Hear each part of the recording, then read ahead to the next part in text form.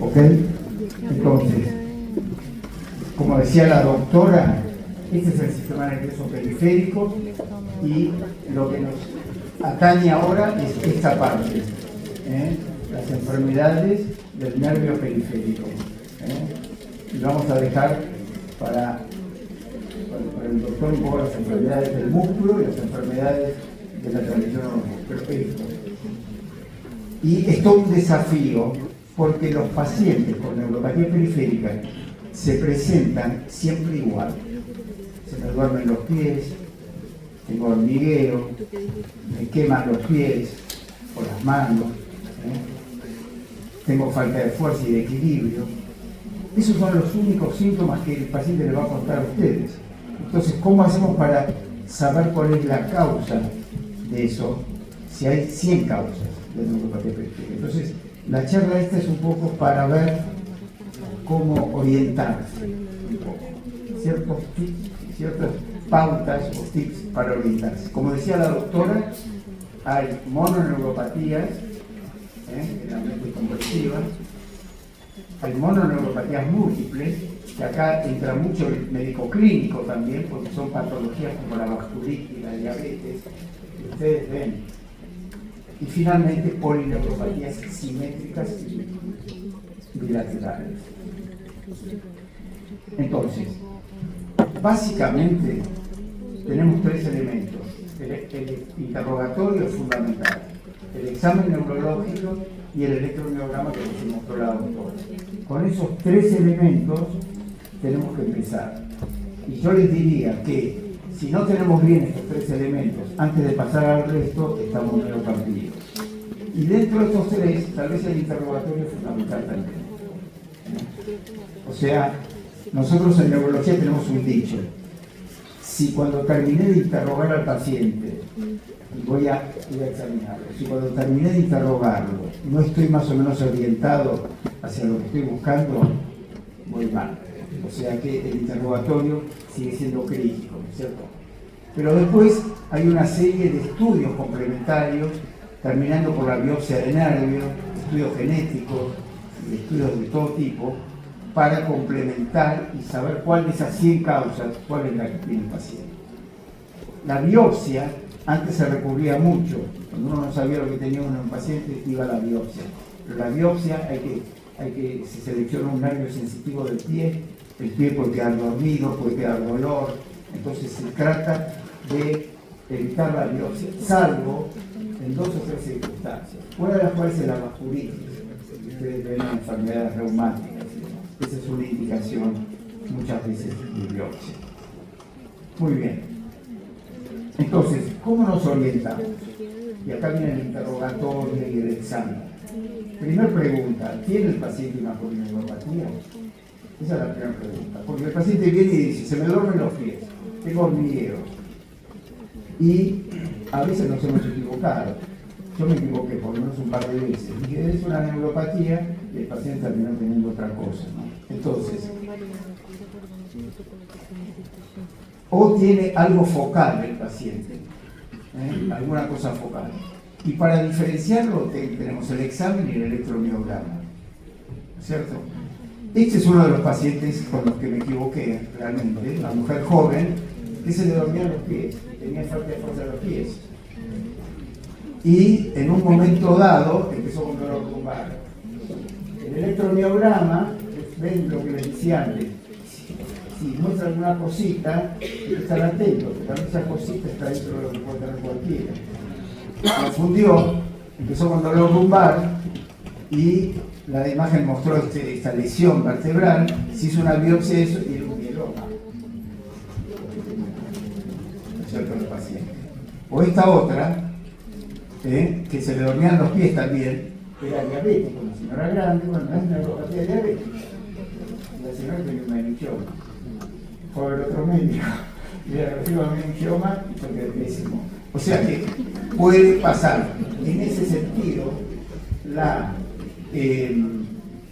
médula dorsal, otra cosa que aprendí con los casos, la médula dorsal es muy traicionera. Y uno, como la médula dorsal no se expresa ni en las piernas ni en los brazos, una patología dorsal a veces se pasa. Siempre estar atento. Una persona no sabe bien lo que tiene, hacer una imagen en el dorsal. Supongamos que llegamos a la conclusión de que el paciente tiene una polineuropatía, que no es ni mononeuropatía ni es una lesión focal. La siguiente pregunta es si es agudo o subagudo crónico. Eso es más fácil porque ustedes saben, ¿no? Que un cuadro que dura menos de 15 días y es bien agudo es un Guillain-Barré. El Guillain-Barré puede confundirse con un botulismo, con una porfiria, con una hipocalemia, más raro es con una rabia. Y el Guillain-Barré a veces nos cuesta diferenciar si es bien agudo o es subagudo, y si en ese caso si es subagudo, si es una forma crónica que se está manifestando. Pero ese es un detalle ya más infrecuente. Entonces, básicamente, la polineuropatía aguda por excelencia es el Guillain-Barré. La doctora les mostró cómo se puede estudiar el Guillain-Barré, si es axonal o desmovilizante. Pero ¿qué pasa? Cuando el paciente llega el primer día o el segundo día, tal vez el estudio eléctrico no da nada. Eso es la clínica. Y con la clínica sola, si el paciente no tiene reflejo, y el cuadro es agudo y demás, a veces uno ya empieza con gamma globulina o con plasmaféresis directamente para no perder tiempo y recuperar el infarto. La tercera pregunta es, ¿la neuropatía es típica o atípica? ¿Y qué es típico? Típico es lo que nosotros siempre aprendimos en medicina. El paciente que tiene adormecimiento en manos y pies por distribución de bota y guante. Eso es lo típico de una neuropatía, ¿no es cierto? Esto es lo típico. Se afecta más la parte distal de las pies y de las manos. Es simétrico, es sensitivo, predomina lo sensitivo y es de lenta progresión. Entonces, cuando viene este paciente, que esto es lo que más van a ver en consultorio, ¿no? Sobre todo con los pies, se me duermen los pies, ¿no? Entonces, ahí uno lo que hace es laboratorio exhaustivo para descartar si hay una enfermedad clínica detrás de todo esto, como la diabetes, insuficiencia renal, alcohol, tóxico, por ejemplo la quimioterapia del cáncer, puede ser HIV, puede ser el comienzo de un HIV, y hay un porcentaje de enfermos bastante importante, la mayoría del día, que vienen, que se me duermen los pies, sientan tartonadas las plantas de los pies y demás. Y cuando me acuesto en la cama siento raro los pies. Y la mayoría de estos casos son idiopáticos. Y es lo que se llama neuropatía de fibra fina. Son las fibras de la dermis que generan un poco por la edad y esto no tiene ninguna gravedad. Y uno puede ya saber el diagnóstico acá. Entonces, ese es el tipo de estudios que pedimos siempre: hemograma, tolerancia glúcida, hepatograma, B12, tiroides, estudios reumáticos, HIV, enfermedad celíaca puede dar esto también. Y siempre, y lo puse en rojo acá, buscar una paraproteína. Como vieron en el otro caso, el mieloma, muchas neuropatías que se presentan así insidiosamente terminan siendo una enfermedad hematológica, del mieloma para arriba y para abajo. O sea, siempre pedir proteinograma electroforético, inmunoelectroforesis inflamática para descartar enfermedades. Es lo que uno no quiere equivocarse. Uno no quiere equivocarse. Porque si yo me equivoco en algo no tratable, si me equivoco en un diagnóstico de ella, bueno, pero si no se equivoca en una enfermedad que tiene tratamiento, es un problema. Entonces, si uno, de acuerdo al proteinograma, sospecha que el paciente puede tener un mieloma, después lo estudiará clínicamente, como hacen ustedes, para ver si tiene algo hematológico. Muy bien. Eso sería un rasgo típico, que es lo que más uno ve, la forma clásica. Ahora, hay unas neuropatías que tienen algo de atípico, y eso de atípico, esos rasgos nos permiten orientarnos hacia ciertas situaciones.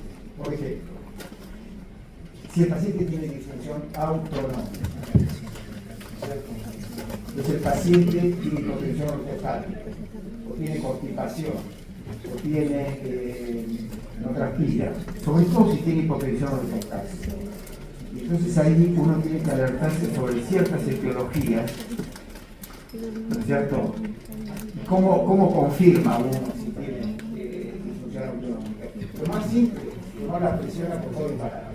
Si la presión sistólica baja más de 30 milímetros de mercurio, tiene hipotensión ortostática. Si el paciente tiene una neuropatía y es crónica, uno tiene que pensar inmediatamente en amiloidosis. Y no es tan común, pero pasa desapercibido. Los van a ver que los pacientes con neuropatía por amiloidosis en general pasan años a que se van al gastroenterólogo por constipación, van al cardiólogo porque tiene la presión baja y no se diagnostica. Para saber si tiene disfunción autonómica, si no nos alcanza con tomar la presión así, el TIL test ayuda. Porque en el TIL test, cuando yo le digo al paciente que se pare, el paciente se para activamente.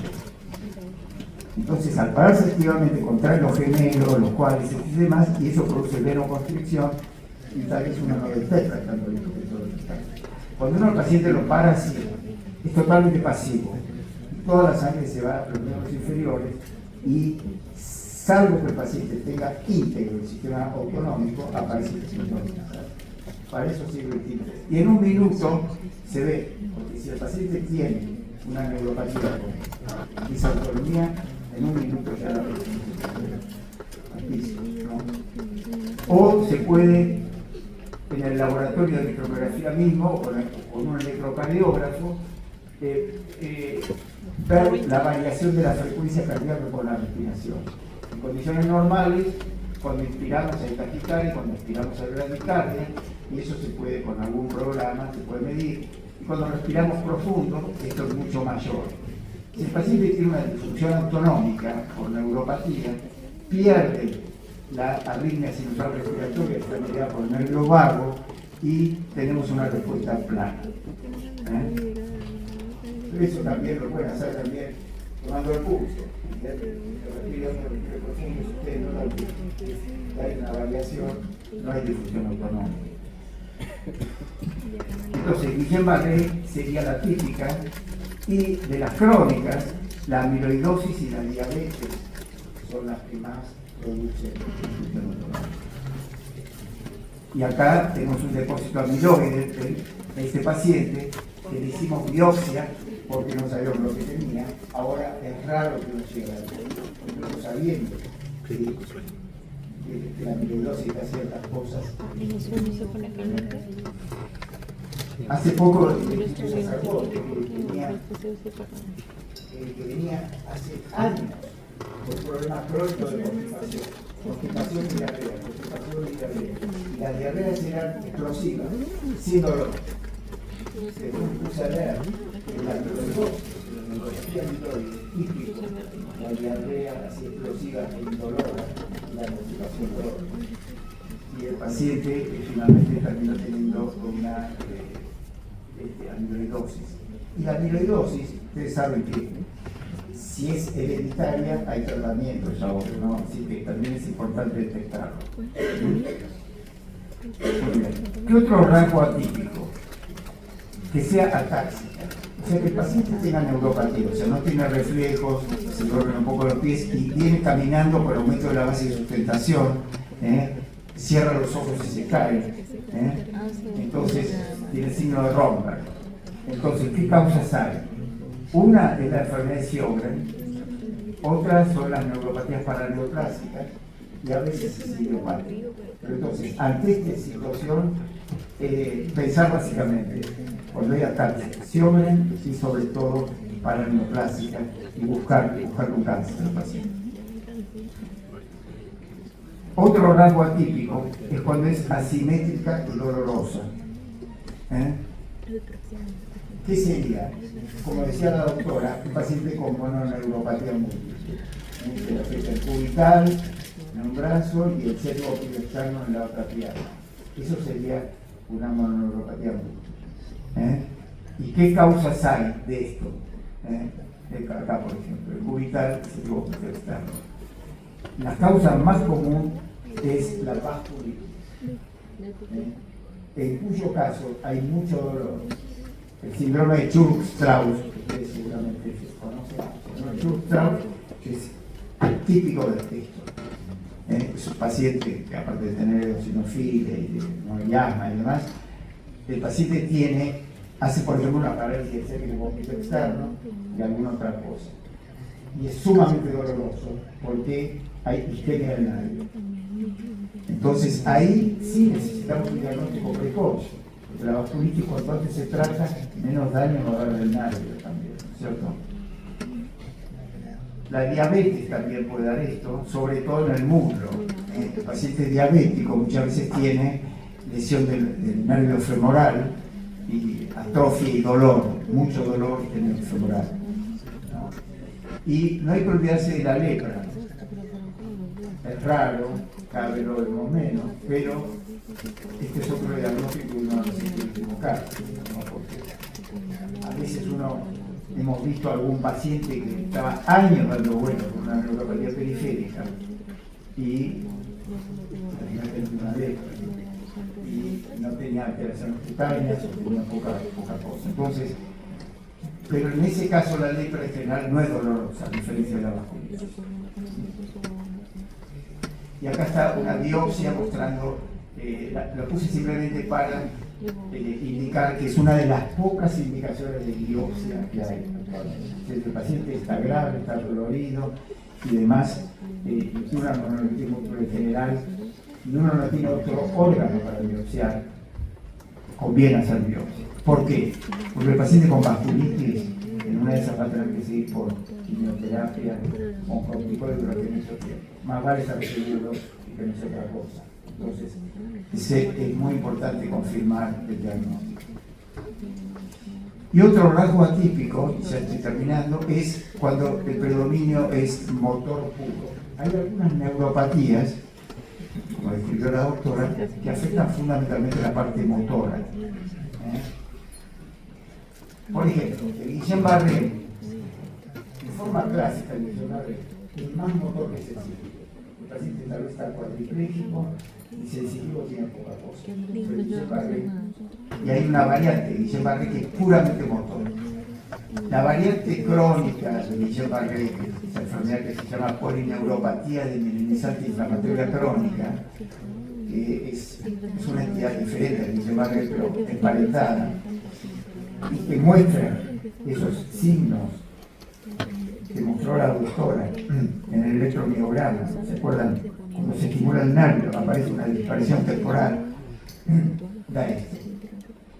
Neuropatía motora multifocal es otra enfermedad que se describió en 1985, relativamente hace poco. Y las neuropatías hereditarias muchas veces son motoras puras. En forma característica, el paciente tiene pie cabo, adelgazamiento de la parte distal, y el abuelo, el padre, el hijo. Entonces ahí uno de lo que tiene que hacer, cuando la neuropatía es motora y se acompaña de pie cabo, uno tratar de ver a la familia. Y tal vez con eso se hace el diagnóstico o un estudio genético.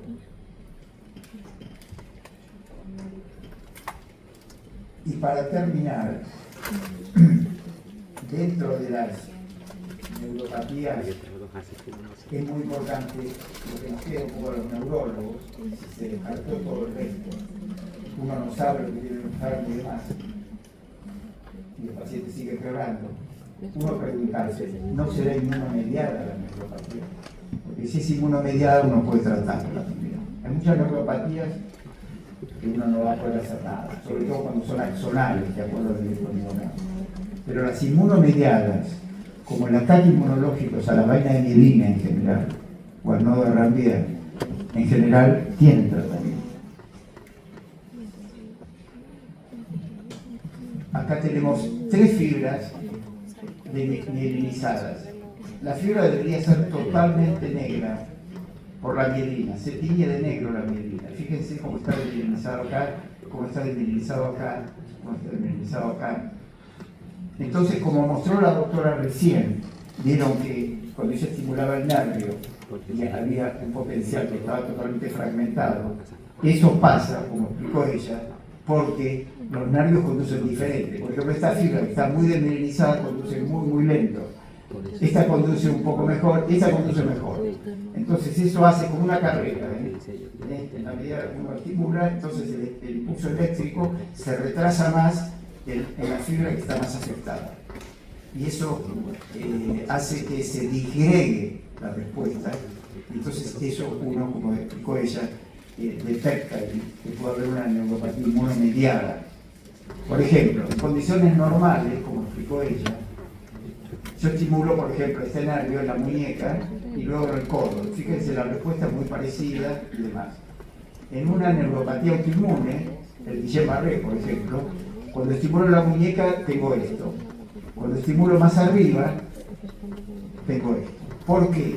Porque ahí el impulso tiene que, hasta llegar a la mano, tiene que viajar mucho más. Al viajar mucho más, es como los corredores, ¿no? Que largan, el que está peor, se va quedando cada vez más lejos. Eso hace que se disperse la respuesta. Esto es muy importante, como dijo la doctora recién, porque eso nos da la pista de que podemos tener una neuropatía inmunomediada. Ok.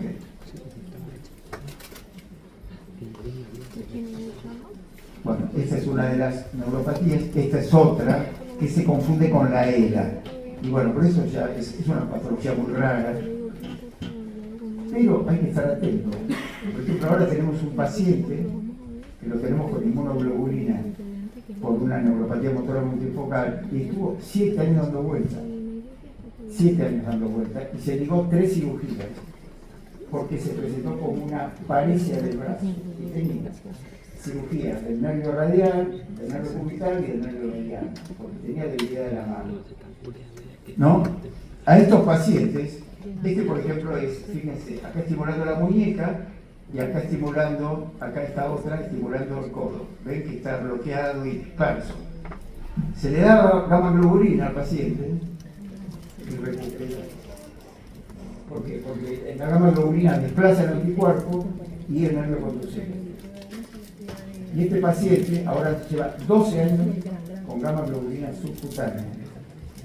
Y convive con eso, ¿no?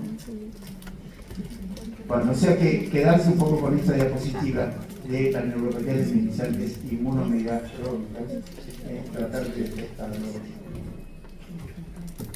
Bueno, básicamente eso. Entonces, volviendo al principio,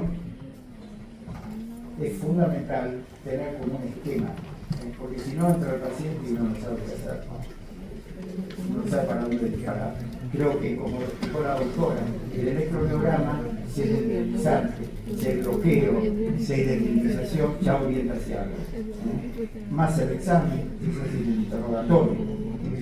Si acabo el paciente, si se orientan hacia el recetario, si es muy agudo, piensan en llevarlo automáticamente, si hay dolor, piensan en vasculitis.